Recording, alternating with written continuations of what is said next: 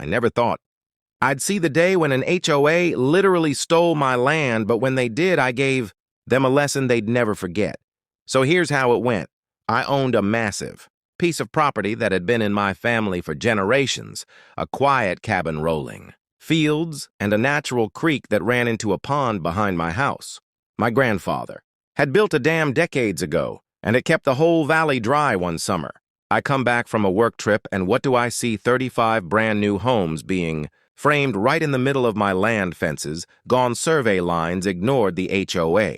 From the subdivision next door had decided to expand without permission, I stormed up to the president demanding answers, and she just smirked, saying if I didn't like it, I could take it up in court because by the time anything got decided, the houses would be sold and I'd be powerless. I tried the legal route. I filed complaints. I showed my deed, but the county dragged their feet, and meanwhile, construction kept going.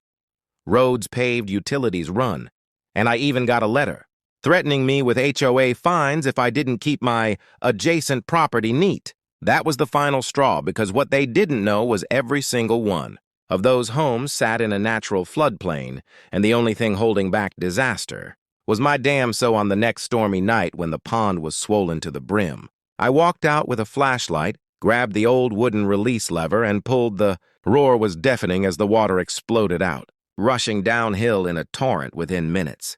The construction site turned into a swamp. Frames collapsed, concrete cracked basements, filled with mud and heavy equipment, washed away like toy cars. The so-called president stood in the street screaming helplessly, soaked in rain, as her whole empire drowned. The next day, inspectors declared the site condemned illegal construction on land that wasn't all theirs. Lawsuits started flying, investors pulled out, buyers vanished, and